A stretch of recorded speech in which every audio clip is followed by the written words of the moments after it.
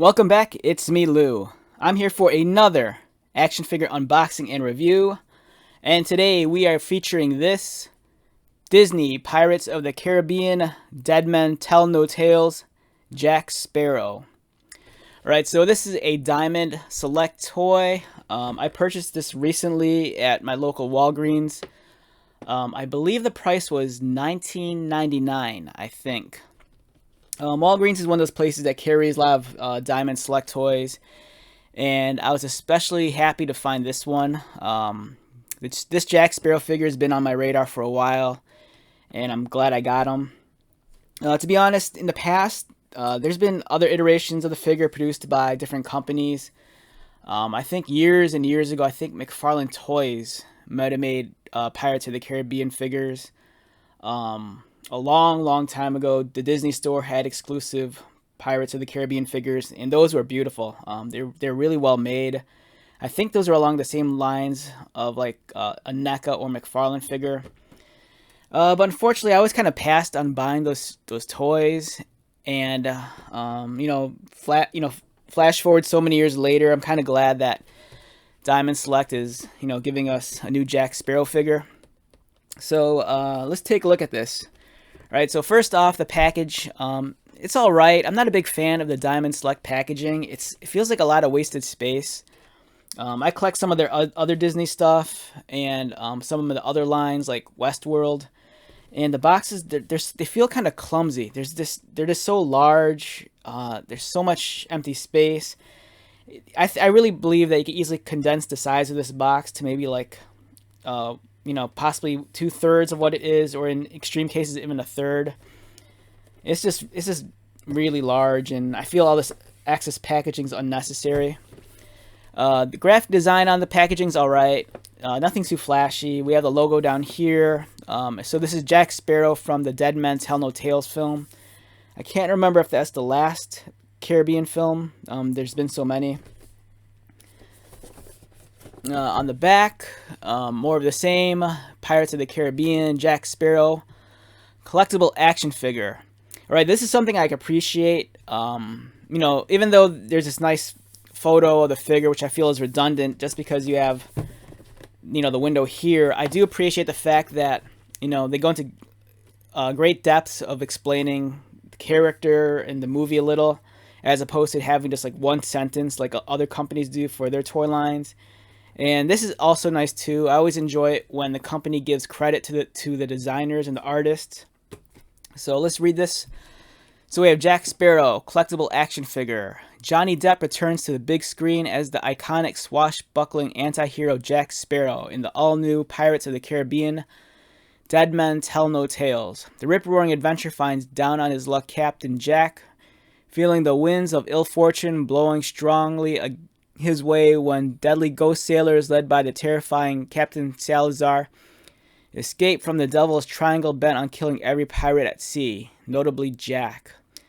This 7-inch figure features approximately 16 points of articulation, character-appropriate accessories, and there's a grammatical error. Not to be a nitpicker about this, there's supposed to be a period. I kind of get, not that I'm a nitpicker about grammar and stuff, but my real world job involves a lot of editing and copywriting and proofreading. So anytime I notice stuff like that, it just kind of sticks out, which is kind of hypocritical for me to say, because if you ever get text messages from me, I always use a lot of shorthand. So, all right. So this figure is designed by Yuri Timing, and it's sculpted by Rocco Tartamella and Gentle Giant Studios. And let's take a look at the year for this figure. This figure was, it's copywritten 2020. So this was last year. But it's only recently that I've seen this at my local Walgreens. Depending on where you live, you might have seen this on your shelves longer than I have. But I don't know. For me, I just saw it last week. So I'm excited to have it. Okay, let's take this guy out.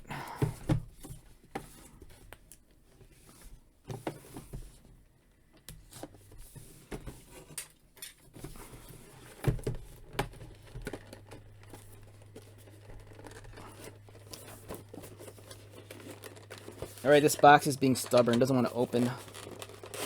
There we go.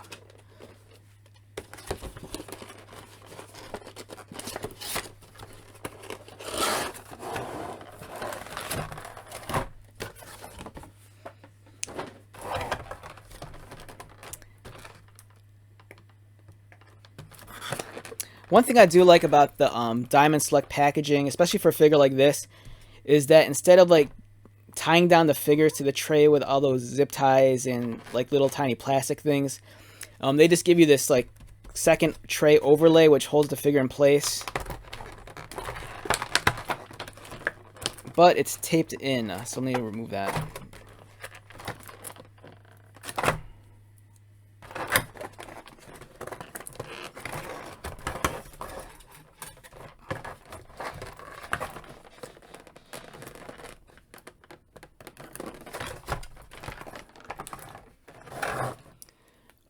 Okay, so some of the accessories we get here, we get the figure stand, and then we get his swashbuckling sword with the hand already attached.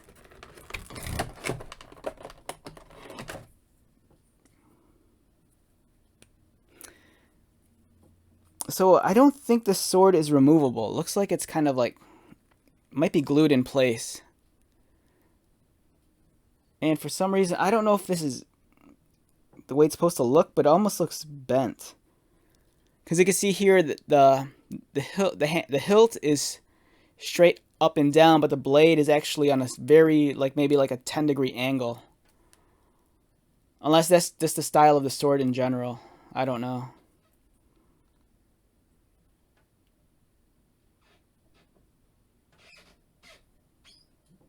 It also even looks backwards. It like the right, so the blade here looks correct. It's the orientation's facing the right way.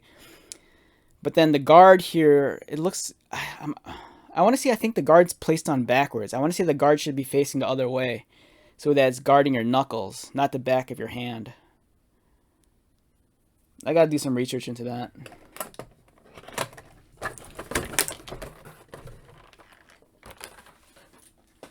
All right, so over here we have Captain Jack Sparrow. All right, it's an amazing looking figure, really detailed. The sculpting is beautiful. But then again, I expect nothing less from like Gentle Giant. I want to say I think they might have been some of the early forerunners back in the day of like that like real scan facial technology. I want to say Gentle Giant, I think way back when, they might have been the studio that was really pushing the real scan stuff on like, I believe the WWF figures and like some of the Star Wars figs like way back in the early 2000s. And it definitely shows here, even if it's not real scan, the sculpting and the likeness is really dead on. Yeah, this is a very premium action figure. It's always kind of weird to me that, you know, I find these like really nice action figures at Walgreens of all places. Like, I think that if this was like the 90s or early 2000s, like way back in the day, you'd probably find a collectible like this like at, what was it called? What was that video store called? Like Suncoast Video in the mall, that sold all the movies and DVDs and VHS tapes. Or if Tower Records was around, you'd probably find an action figure like this in its collectible section. But yeah, this is really nice. Very impressed. The sculpting is superb. Let's get them to focus if we could. Yeah, look at that. Wonderful detail on the face. The hair, all the ornaments in the hair. Just look at his outfit. His coat, nice folds. His robe underneath. Beautiful textures on there. Same with the belt buckle. Everything's highly detailed. I love the expression on his face and on his hands. Really clean, really crisp. The paint job is amazing. Yeah, I mean, just the idea of buying an action figure like this for like 19 bucks at Walgreens just kind of blows my mind. And on the back, nicely sculpted hair. Clean details on the coat. I love how he has the big cuffs on his sleeves. He has the swashbuckling boots. Yeah, this is completely a pirate. The hat's awesome. Very impressed with this action figure. Now, in terms of articulation, his head rotates, looks left and right. It can look up and down, but it's kind of hindered because of the hair, but I don't mind. He has a satchel. Oh, no, it's not a satchel. Take it back.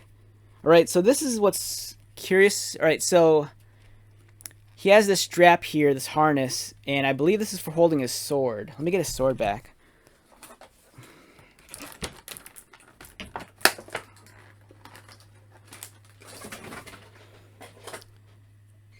All right, so I'm unsure. I mentioned it earlier, but I don't think you can remove the sword from the hand. It doesn't want to come out, so it might be glued in place, which is unfortunate because it seems like if the sword was removable, you could easily just slide it in there like it's meant to be.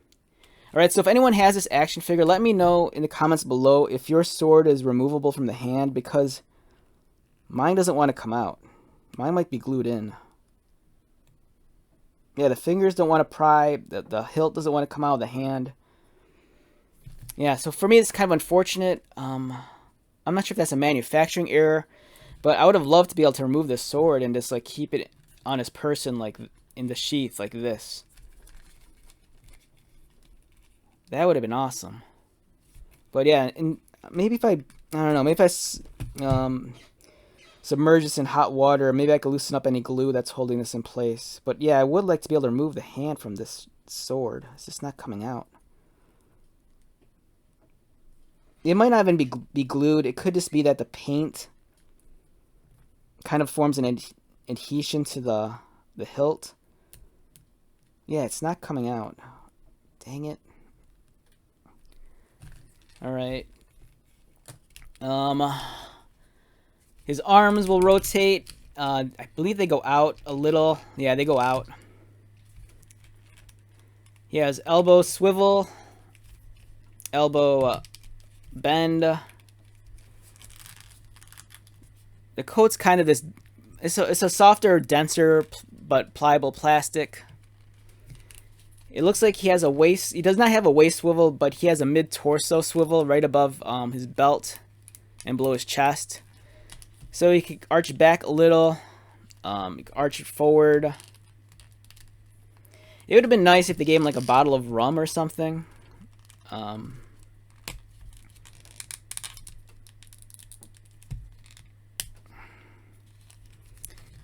In terms of his leg articulation, there's a slit here, so his legs, I believe they could kick out.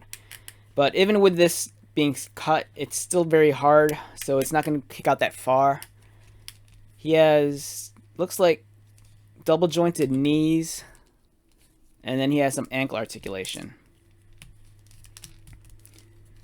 So the articulation is there, it's just that the range of movement isn't that great.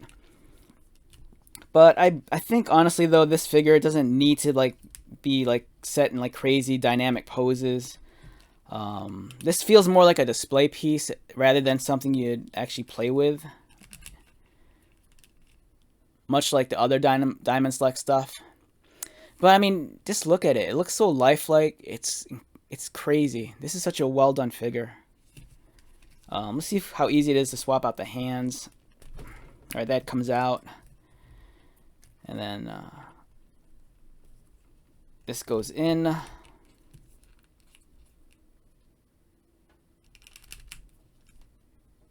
Yeah, really well done. Very impressed. Excellent, excellent figure. I have nothing negative to say about this figure other than that I couldn't get the sword off of the hand. I'm going to look into that later. It does look like the paint might have dried on the handle. That's why it's not coming off. But I would have loved to have been able to store the sword over here on the sheath as intended.